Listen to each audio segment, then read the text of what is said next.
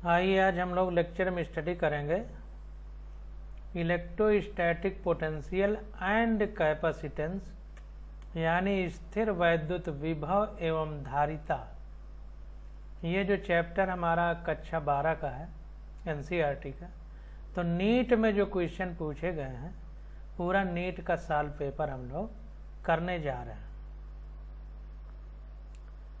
तो देखिए पहला क्वेश्चन हमसे पूछा गया है, कह रहा है in a certain region of space, यानी कोई खाली जगह है, स्पेस में कोई ऐसा स्थान है, स्पेस का मतलब खाली जगह, जो पृथ्वी के ऊपर जितना अंतरिक्ष में खाली जगह है इसको स्पेस बोलते हैं। तो स्पेस में कोई हमने रीजन ले लिया है, कोई स्थान जिसका आयतन 0.2 मीटर क्यूब है, वॉल्यूम कितना है 0.2 मीटर क्यूब है। कह रहा है the electrical potential is found to be 5 volt throughout, और उसमें सब जगह है इलेक्ट्रिक पोटेंशियल यानी विद्युत विभव कितना है 5 वोल्ट है। कह रहा है the magnitude of electric field in this region is, तो कह रहा है वहाँ पर मैग्नेटिक इलेक्ट्रिक फील्ड का मैग्नीट्यूड यानी परिमाण कितना है, विद्युत क्षेत्र का परिमाण कितना है। तो फिर से क्वेश्चन को समझिए, कह रहा है कि खाली स्थान में हमने कोई स्थान चुना है जिसका आयतन 0.2 मीटर क्यूब है, और वहाँ पर पूरे खाली स्थान में जो चुना गया है 5 वोल्ट का पोटेंशियल है यानी विभव है। तो वहाँ पर विद्युत क्षेत्र का परिमाण कितना है, मैग्नीट्यूड कितना है, ये हमको बताना है। तो इस क्वेश्चन को हमें बारीकी से समझना है। तो यहाँ पर देखिए जब हम बताते थे तो आपको बताते थे कि कोई गोला है और गोले के अंदर कोई चालक गोला है, कंडक्टर स्फीयर है, स्फेरिकल कंडक्टर कह सकते हैं। उसके अंदर अगर कोई गुहा है यानी खाली स्पेस है या कैविटी है, तो हम लोग पढ़ते थे कि उसके अंदर विद्युत क्षेत्र 0 होता था, इलेक्ट्रिक फील्ड 0 होती थी। तो इलेक्ट्रिक फील्ड 0 होती थी और उसका सारा का सारा आवेश पृष्ठ पर आ जाता था, चार्ज पूरा सरफेस पे आ जाता था, ये हमने पढ़ा था। तो सरफेस से अंदर आवेश क्यों नहीं जाता, आवेश इसलिए नहीं जाता था क्योंकि अंदर और बाहर सब जगह पोटेंशियल एक ही रहता था, यानी इक्वी पोटेंशियल सरफेस था, समविभव पृष्ठ, इसलिए आवेश अंदर नहीं जा पाता था। क्योंकि आवेश के चलने के लिए, चार्ज को चलने के लिए हमें पोटेंशियल डिफरेंस की ज़रूरत पड़ती है। तो जब पोटेंशियल डिफरेंस है ही नहीं तो चार्ज कैसे चलेगा। तो जाहिर सी बात है कि यहाँ हमसे उल्टा पूछ रहा है, कह रहा है 5 वोल्ट का पोटेंशियल थ्रू आउट, यानी पूरी खाली जगह में है जो स्पेस में हमने रीजन लिया है। तो जाहिर सी बात है कि पोटेंशियल सब जगह एक समान है, तो इसका मतलब यहाँ भी इक्वी पोटेंशियल सरफेस वाली कंडीशन है, यानी चार्ज यहाँ नहीं चल सकता है। तो चार्ज नहीं चल सकता तो 2 कंडीशन होती हैं, या तो समविभव पृष्ठ है इक्वी पोटेंशियल सरफेस, जो कि हमसे बता रहा है कि सब जगह 5 वोल्ट का विभव है यानी पोटेंशियल है, यानी पोटेंशियल डिफरेंस 0 है। सब जगह जब एक ही समान पोटेंशियल होगा तो डिफरेंस यानी अंतर तो 0 आएगा ना। तो जाहिर सी बात है कि जब सब जगह पोटेंशियल 0 है, पोटेंशियल डिफरेंस 0 है, तो वहाँ आवेश नहीं चल पाएगा। और आवेश कहाँ नहीं चल पाता, जहाँ पर विद्युत क्षेत्र 0 होता है, इलेक्ट्रिक फील्ड 0 होता है। क्योंकि इलेक्ट्रिक लाइंस जो हैं इलेक्ट्रिक फील्ड वाली, उन्हीं को इलेक्ट्रिक लाइंस ऑफ फोर्सेज भी कहा जाता है, विद्युत बल रेखाएं। तो जाहिर सी बात है कि बल लगेगा तभी आवेश का प्रवाह होगा, बल के लगाने पर। तो जाहिर सी बात है कि इलेक्ट्रिक फील्ड वहाँ पर 0 होगा। तो जाहिर सी बात है इक्वी पोटेंशियल सरफेस है, सब समविभव पृष्ठ है, तो वहाँ आवेश नहीं चल सकता। और आवेश कहाँ नहीं चल सकता, जहाँ विद्युत क्षेत्र 0 हो। तो पहला ऑप्शन हमारा करेक्ट हो जाएगा। तो इस प्रकार से क्वेश्चन हमें सॉल्व करना है। तो देखिए electric field in a region electric field का फार्मूला होता है E = dV/dr। तो but here electric potential is constant, यहाँ पर इलेक्ट्रिक पोटेंशियल कांस्टेंट है, यानी पोटेंशियल डिफरेंस 0 है। भाई दो जगह 5 5 होगा तो अंतर तो 0 आएगा ना, तो जब dV 0 हो जाएगा तो E भी 0 होगा, तो therefore electric field will be 0। तो देखिए बातें बहुत आसान है, बस समझने का खेल है कि आप उसको कितना अच्छे से समझ पाते हैं। अब अगला क्वेश्चन देखते हैं। कह रहा है bullet of mass 2 gram is having a charge of 2 microcoulomb. एक कोई बंदूक की कारतूस है, बुलेट मीन्स कारतूस। कह रहा है उसका द्रव्यमान 2 ग्राम है और उस पर 2 माइक्रोकूलम का आवेश है। Through what potential difference must it be accelerate starting from rest to acquired speed of 10 metre per second.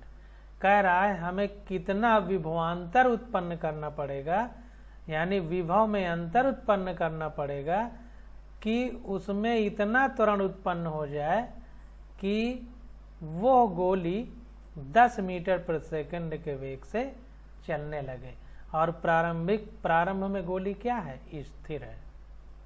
तो ये क्वेश्चन हमको करना है, तो इसको देखते हैं।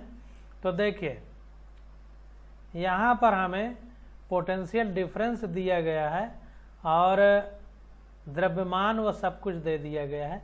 तो यहाँ पर देखिए समझने का प्रयास करिए कि फार्मूले में अगर देखा जाए तो W = QV फार्मूला हम लोगों ने पढ़ा था।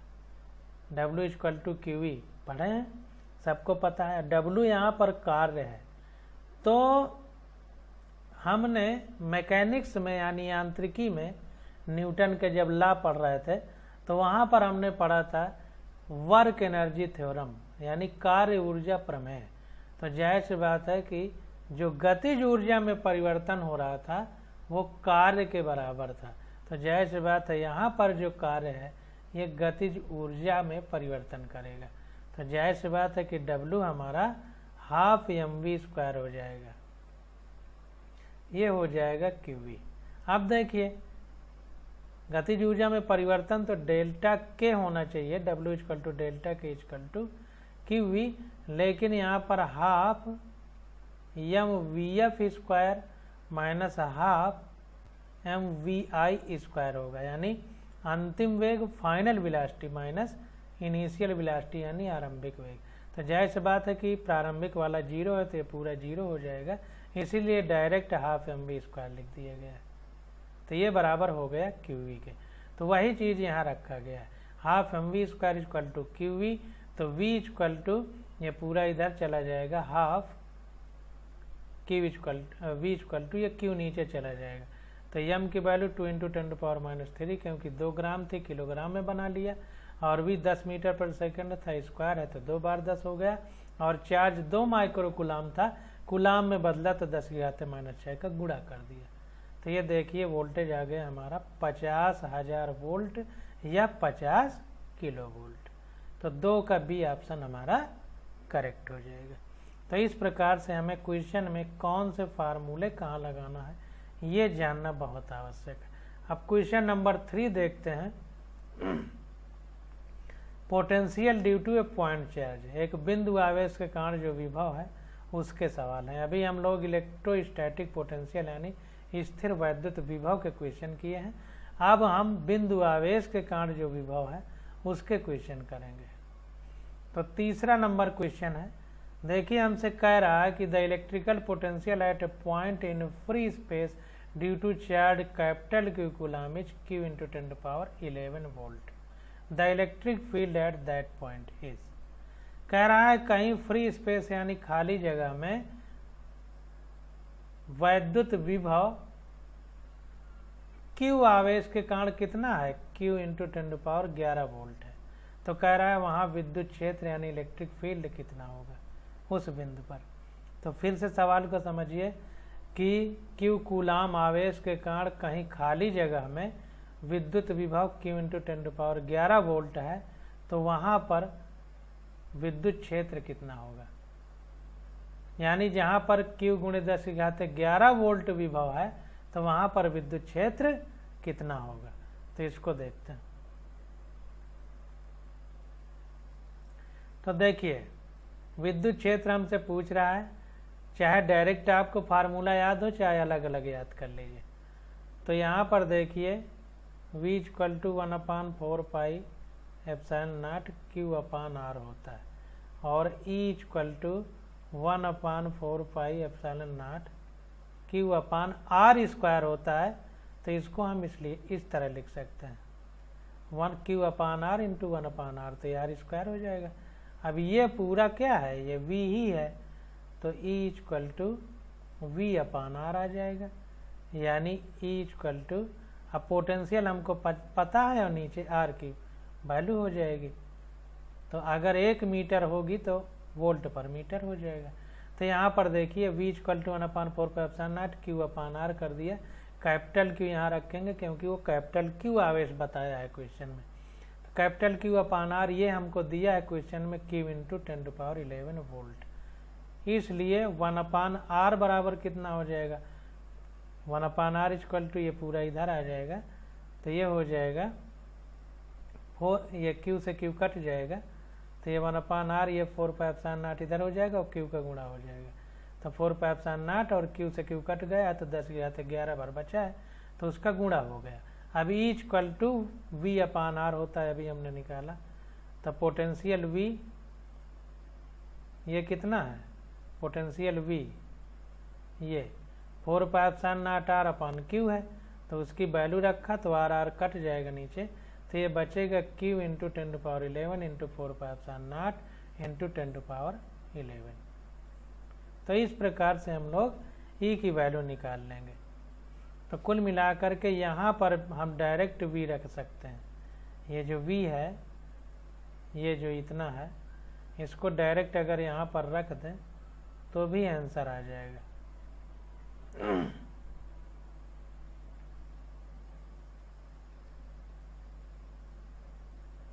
अब देखिए अगला क्वेश्चन, ये 3 के बाद चौथा क्वेश्चन आ जाता है।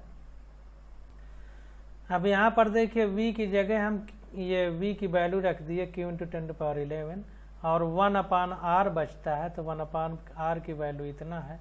तो जब 1/R की जगह इतना रखेंगे तो 11 और 11 का गुणा होगा तो 10⁻22 हो जाएगा और 4πε, तो ये 4πε Q 10⁻22 आ गया।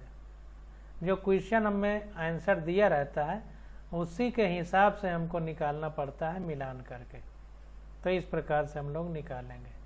अब क्वेश्चन नंबर 4 आ जाता है, तो इसको देखते हैं। क्वेश्चन नंबर 4 में हमसे कह रहा है कि as per the diagram a point charge plus Q is placed at the point origin O। कह रहा है जैसा ये चित्र में दिखाया गया है, एक कोई बिंदु आवेश है प्लस Q, उसको एक केंद्र बिंदु O पर रखा गया है। कह रहा work done in taking another point charge minus Q from the point A। एक कोई दूसरा बिंदु आवेश है माइनस Q, उसको इस A बिंदु से इस B बिंदु तक लाने में कितना कार्य करना पड़ेगा। कह रहा है work done in taking another point charge minus Q from the point A to another point B। A से B तक लाने में कितना कार्य करना पड़ेगा। ये पाथ AB को along the straight path AB A से B तक ला रहा है, ये हमसे पूछा जा रहा है। और A के कोऑर्डिनेट कितना है 0, A और B के कोऑर्डिनेट कितने हैं A, 0। तो ध्यान दीजिए x और y एक्सिस अगर ये है x और y एक्सिस, तो ये y एक्सिस में यहाँ पॉइंट A है और यहाँ पर x एक्सिस में यहाँ पॉइंट A है। क्योंकि देखिए पहले A लिखा गया है, इसका मतलब ये x एक्सिस में है, ये बाद में लिखा गया है, तो ये x 0 है, y A है, तो ये y में A। तो दोनों तरफ दूरी बराबर है। तो जायज़ सी बात है कि यहाँ पर कोई बिंदु होगा और यहाँ से दूरी बराबर है, यहाँ से दूरी बराबर है, तो जायज़ सी बात है कि यहाँ पर अगर हम विभव निकालेंगे और यहाँ पर विभव निकालेंगे इस बिंदु के कारण, तो जो भी निकलेगा तो W इक्वल टू QV कर देंगे तो हमारा आंसर आ जाएगा। तब क्वेश्चन नंबर 4 देखते हैं। यहाँ पर लिख दिया, देखिए A,0 यहाँ पर 0,A और ये पॉइंट Q चार्ज, इसके कारण पोटेंशियल यहाँ निकाल लें और यहाँ निकाल लें। अगर विभव समान है तो विभव समान होगा तो आवेश चल ही नहीं पाएगा। जब आवेश नहीं चलेगा तो विभवांतर 0 होगा। भाई विभव समान है तो विभवांतर 0 होगा और W equal to Q delta V होता है, तो डेल्टा V 0 होगा तो W हमारा 0 हो जाएगा। तो सबसे पहले यहाँ पर विभव निकालते हैं। तो work done is equal to 0 because the potential of A and B are the same. तो A और B बिंदु पर चूंकि विभव समान है तो विभवांतर नहीं है।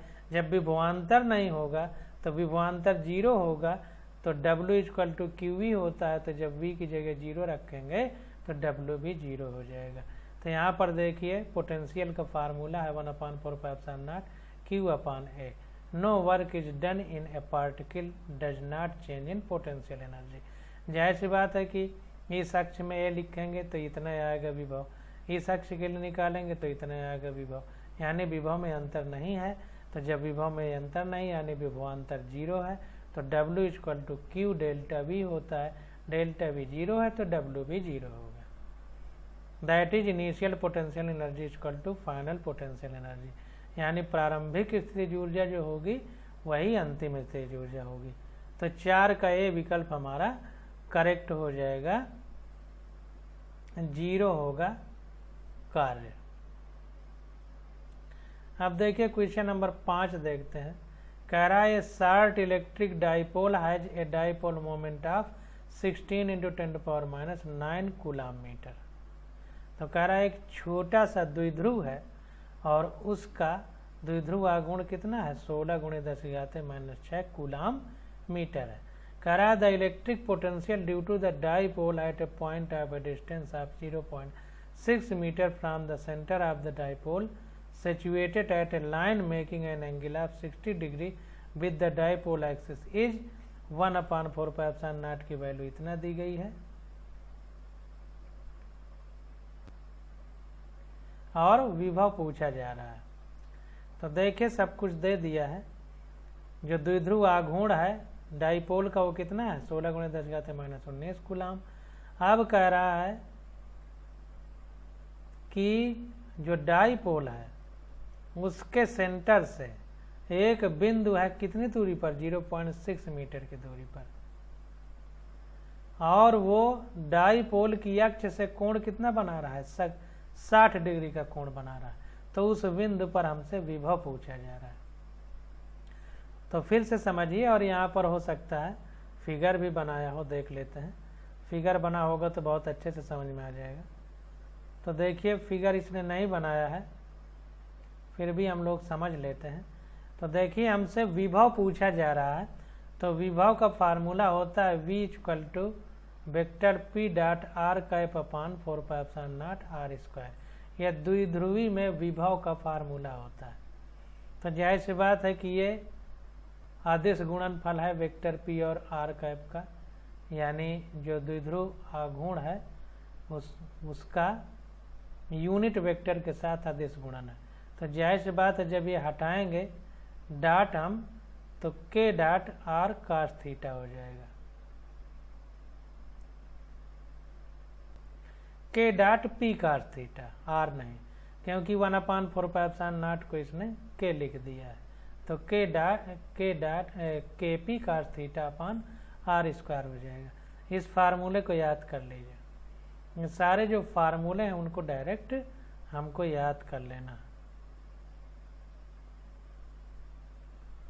जो फार्मूले हैं हमारे इनको याद कर लेना है।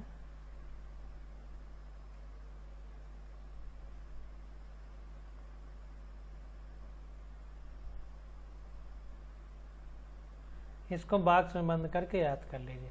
तब देखिए सिर्फ वैल्यू रख देना। 1/4πε0 की वैल्यू होती है 9 × 10⁻9 इंटू P डाइपोल मोमेंट दे दिया है 16 × 10⁻9 और cos 60 डिग्री का कोण था तो थीटा की जगह 60 रख दिए। cos 60 की वैल्यू 1/2 होती है। और आर स्क्वायर आर 0.6 मीटर था तो इसका स्क्वायर हो गया। तो ये सॉल्व करने पे आ गया 200 वोल्ट। तो 200 वोल्ट का विभवांतर होगा जिस पॉइंट पर विभव होगा जो 0.6 मीटर की दूरी पर है और 60 डिग्री का अक्ष से कोण बना रहा है। तो 5 का बी विकल्प हमारा करेक्ट हो जाएगा। अब 6वां नंबर क्वेश्चन देखते हैं। तो बी ऑप्शन करेक्ट हो जाएगा। अब 6वां number potential due to a system of charge. कोई बहुत सारे आवेश हैं उनके कारण जो विभव है उनसे सवाल पूछा जा रहा है। तो देखिए यहाँ पर कह रहा है कि 2 मेटल स्फीयर हैं, 2 धातु के गोले हैं, one of the radius R and the other of the radius 2r respectively. उनके जो त्रिज्याएं हैं, एक का r है और दूसरे की 2r है क्रमशः। Have the same surface charge density sigma. दोनों के जो पृष्ठ आवेश घनत्व है वो सिग्मा है। तो कह रहा है they are brought in contact and separated. उन दोनों को आपस में टच कर दिया गया और अलग कर दिया गया। तो कह रहा है what will be the new surface charge density on them. तो उन पर नया पृष्ठीय आवेश घनत्व कितना हो जाएगा। फिर से सवाल देखते हैं। 2 गोले हैं धातु के, एक की त्रिज्या r है दूसरे की 2r है। दोनों का सरफेस चार्ज डेंसिटी यानी पृष्ठीय आवेश घनत्व सिग्मा है। दोनों को आपस में टच किया गया है और टच करने के बाद दोनों को अलग कर दिया गया है। तो पूछ रहा है कि अब दोनों की सरफेस चार्ज डेंसिटी कितनी होगी। तो इसको देखते हैं।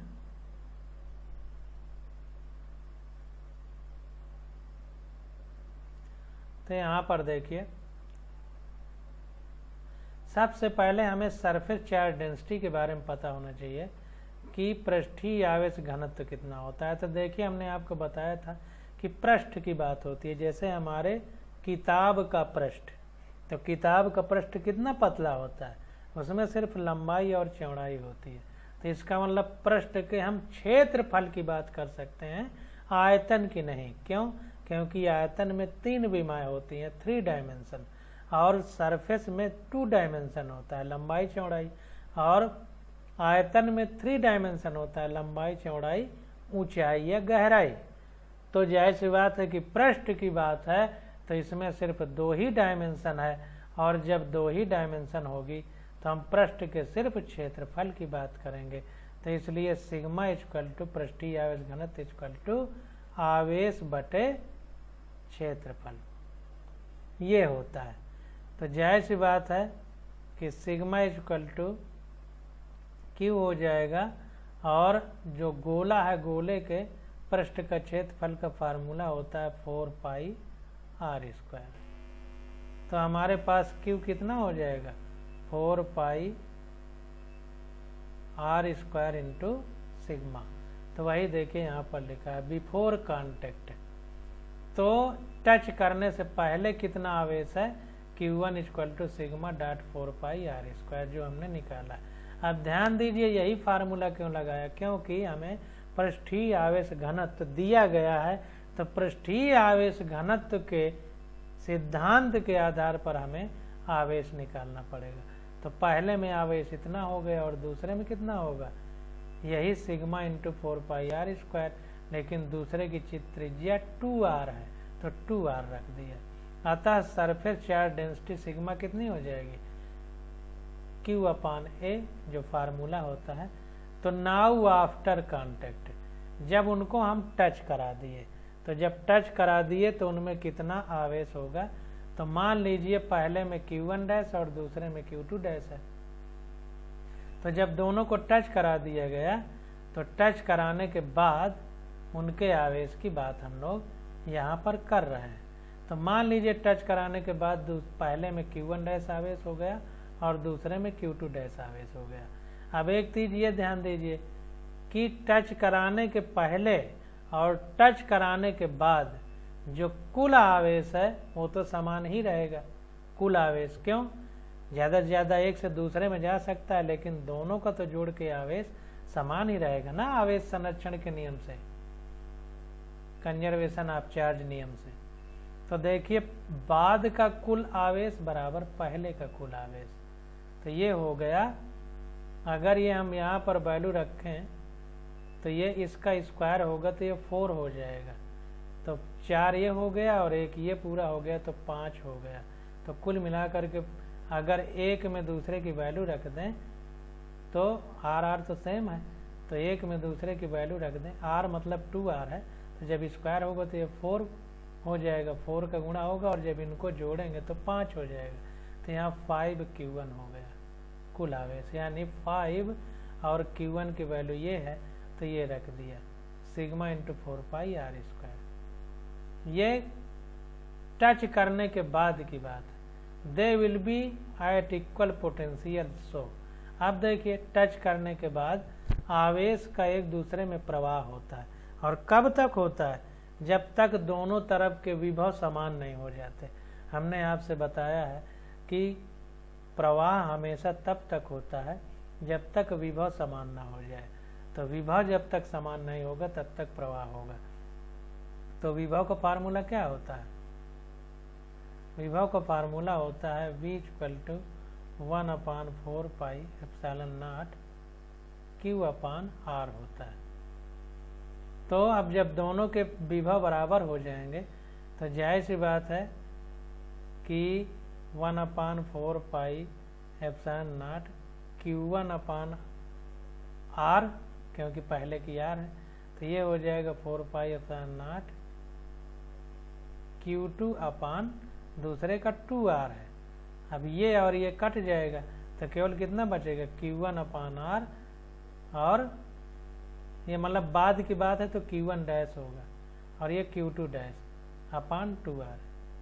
ये टच करने के बाद विभव चूंकि दोनों के बराबर होंगे इसलिए दोनों के विभव यहाँ बराबर किए, और 1/4πε0 कट गया दोनों तरफ, तो सिर्फ इतना बचा।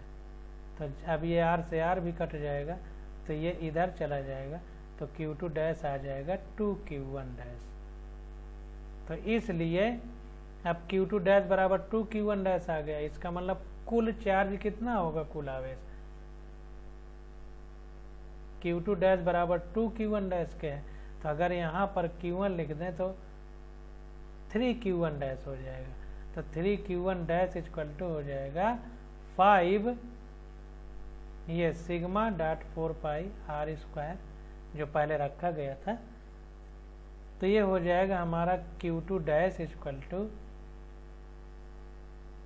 अब देखिए यहाँ पर Q1 डैश अपान R है, ये 3Q1 डैश = 5 σ.4πr² यहाँ से उठा के रखा गया। और जब ये Q2 डैश की बात होगी तो Q2 डैश तो जब निकालेंगे तो Q1 डैश बाई 3 हो जाएगा। तो ये पूरा ये 2 जब Q2 डैश करेंगे तो ये 2 का पहले गुणा रहेगा इंटू ये Q1 डैश होगा। तो Q1 डैश कितना होगा? 5 में ये 3 का नीचे चला जाएगा और 2 का गुणा है ये तो 10 हो जाएगा, 10/3 और ये उतना रहेगा। तो इसलिए σ1 कितना हो गया? σ1 Q1/4πr² है, तो ये 4πr² कट जाएगा तो σ1 हो जाएगा 5/3 सिग्मा और σ2 बराबर हो जाएगा 5/6 सिग्मा। अब यहाँ पर देखिए Q1 वाला σ1 है, Q2 बराबर वाला σ2 है। तो जाहिर सी बात है कि ये सिग्मा का जब निकालेंगे तो Q1 बराबर σ.4πr² है, तो सिग्मा बराबर Q1/4πr² हो जाएगा। तो नीचे जब ये 4πr² जाएगा Q1 में तो ये कट जाएगा। इसी प्रकार इसमें भी 4πr² कट जाएगा। तो σ1 हो जाएगा 3/5 सिग्मा, नहीं σ1 हो जाएगा, ये इधर जब वैल्यू रखेंगे तो ये 5 के साइज सिग्मा होगा तो 5 ये 3 इधर आ जाएगा तो 5/3 सिग्मा। इसी प्रकार इसमें इसकी वैल्यू जब रखेंगे Q2 की जगह ये वैल्यू रख देंगे और इसको σ2 लिखेंगे तो ये σ2 आ जाएगा। तो ये 2 है तो नीचे 2 का गुणा होगा तो 3 की जगह 6 हो जाएगा तो 5/6 सिग्मा हो जाएगा σ2 की वैल्यू। तो इस प्रकार 6 का D ऑप्शन हमारा करेक्ट हो जाएगा। तो इस प्रकार से हम लोग क्वेश्चन सॉल्व करेंगे। अब देखिए 7 नंबर क्वेश्चन आ जाता है, तो इसको देखते हैं। 7 नंबर में देखिए कह रहा है कि एक conducting sphere of radius R is given a charge Q. एक चालक गोला है जिसकी त्रिज्या आर है, उस पर आवेश कैपिटल क्यू दिया गया है। कह रहा है the electric potential and the electric field eight the centre of the sphere respectively. तो कह रहा है चालक गोले के केंद्र पर विद्युत विभव और हमें विद्युत क्षेत्र बताना है। तो चालक गोले के अंदर तो आवेश रुकता नहीं, तो विद्युत क्षेत्र हमारा 0 होता है। और विभव कितना होता है? सब जगह विभव समान होता है। अभी हमने बताया इक्विपोटेंशियल सरफेस यानी सम विभव पृष्ठ की तरह काम करता है, तो विद्युत क्षेत्र 0 होगा और आवेश है विभव 1/4πε0 Q/R होगा पूरे में।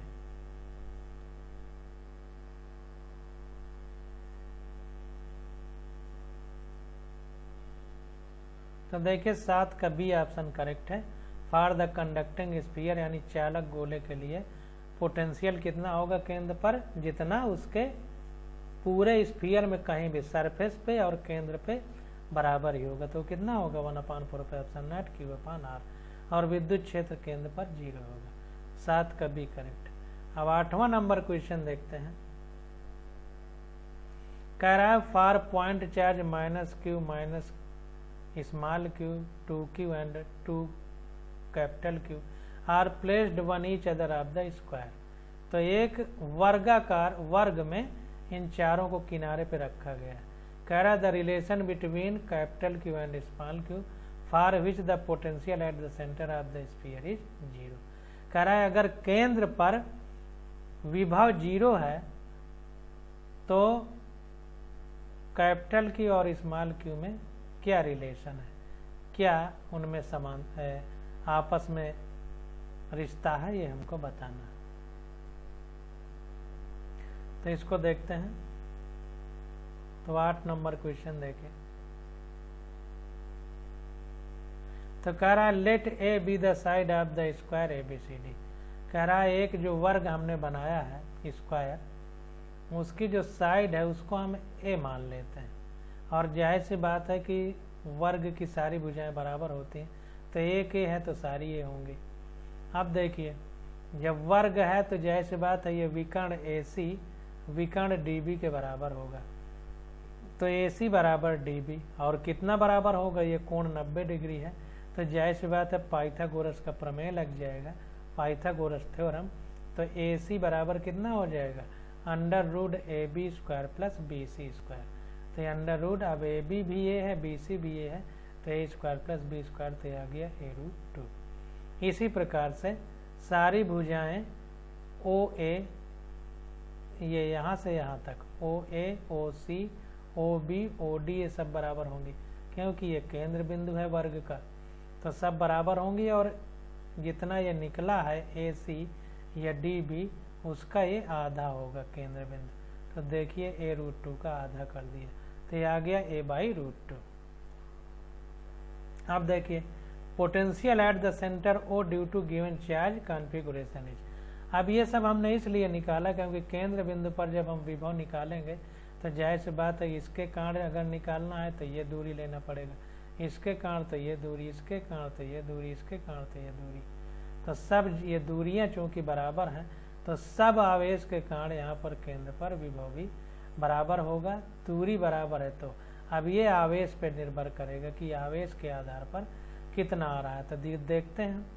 तो potential at the centre O due to given charge configuration, जो ये विन्यास दिया गया है आवेश का उसके कारण केंद्र पर विभव कितना होगा, तो V बराबर, अब किसी एक के कारण निकालेंगे तो 1/4πε0 लिखेंगे, तो सब में 1/4πε0 कॉमन हो गया। अब देखिए इस Q के कारण तो -Q/ ये वाली दूरी, तो A/√2। इसी प्रकार प्लस इस Q के कारण तो -Q/ A/√2।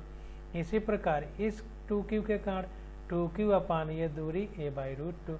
इसी प्रकार इस 2Q के कारण 2Q/ A/√2। तो अब देखिए यहाँ पर ये हमारा v जो है निकालना है। तो चूंकि ये सेंटर है जो है, तो सेंटर पे देखिए क्वेश्चन में कह रहा है कि वहाँ पर विभव 0 है, तो कैपिटल क्यू और स्मॉल क्यू में क्या रिश्ता है। तो जाहिर सी बात है हम विभव को 0 कर देंगे। तो यहाँ पर देखिए पोटेंशियल को जो है बराबर 0 लिख दिया गया, 0 लिख दिया गया। अब इसको सॉल्व कर लेंगे। तो जब सॉल्व करेंगे तो यहाँ पर देखिए पूरा ये नीचे वाला जब इधर जाएगा तो पूरा 0 हो जाएगा। तो ये पूरा इधर 0 कर दिया और ये भी जाएगा तो ये भी 0 हो जाएगा। तो बचा क्या, minus Q small Q plus 2 small Q plus 2 capital Q. तो ये 0 हो गया। तो क्यू प्लस स्मॉल क्यू बराबर 0, यानी कैपिटल क्यू बराबर माइनस क्यू। ये रिश्ता आ गया। तो 8 का ए ऑप्शन हमारा करेक्ट हो जाएगा। तो इस प्रकार से हम लोग क्वेश्चन करते हैं।